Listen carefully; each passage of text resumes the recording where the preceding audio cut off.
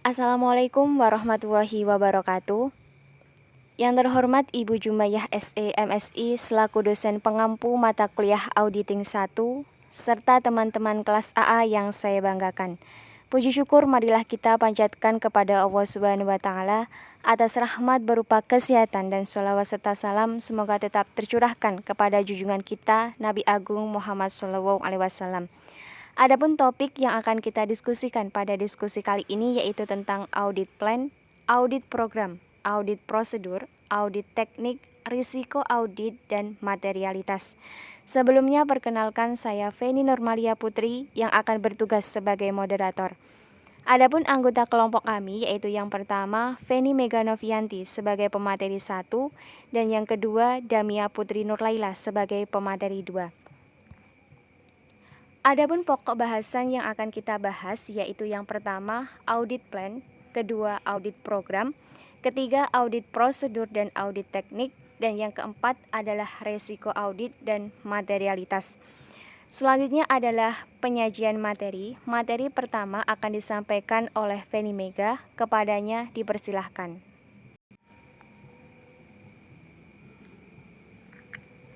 Baik, yang pertama yaitu audit plan atau perencanaan pemeriksaan. Standar pekerjaan pertama lapangan berbunyi, pekerjaan harus dilaksanakan sebaik-baiknya dan jika digunakan asisten harus disupervisi dengan semestinya. Audit plan meliputi pengembangan strategi menyeluruh pelaksanaan dan lingkup audit yang diharapkan.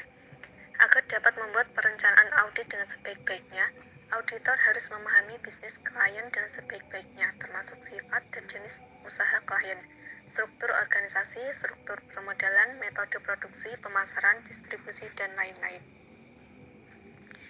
Auditor harus menyusun audit plan segera setelah engagement letter disetujui oleh klien.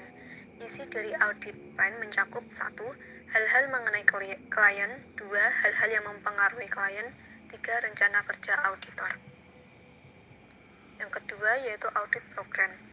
Audit program membantu auditor dalam memberikan perintah kepada asisten mengenai pekerjaan yang harus dilaksanakan. Audit program yang baik harus mencantumkan tujuan pemeriksaan, audit prosedur yang harus dilaksanakan, dan kesimpulan pemeriksaan. Terima kasih. Selanjutnya saya kembalikan kepada moderator. Baik, materi selanjutnya akan disampaikan oleh Damia Putri, kepadanya dipersilahkan. Baik, terima kasih.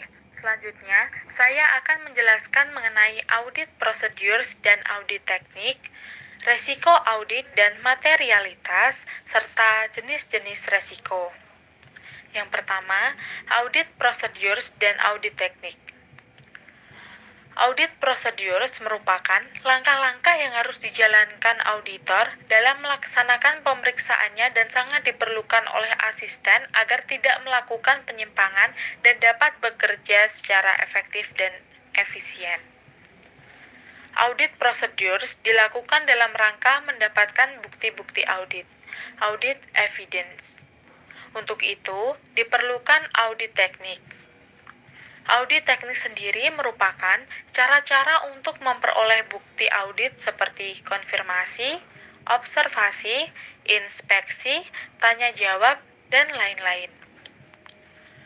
Selanjutnya, resiko audit dan materialitas.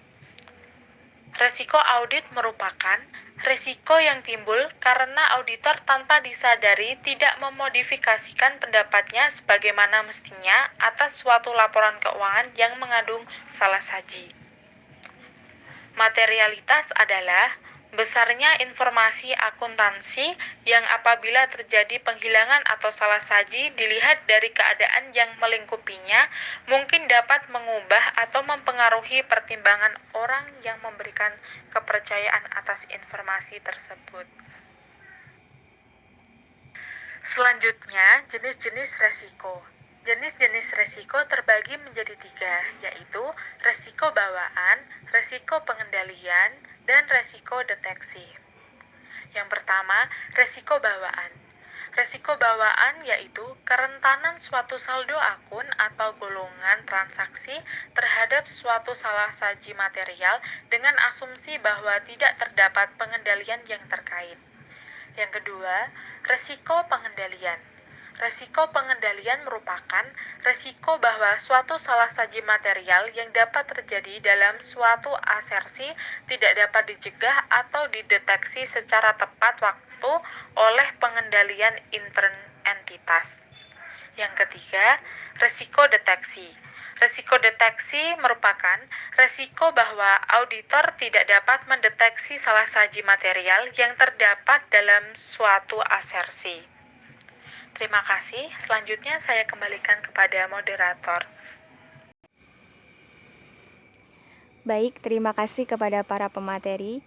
Sekian presentasi dari kelompok kami. Mohon maaf bila ada salah kata. Terima kasih atas perhatiannya. Wassalamualaikum warahmatullahi wabarakatuh.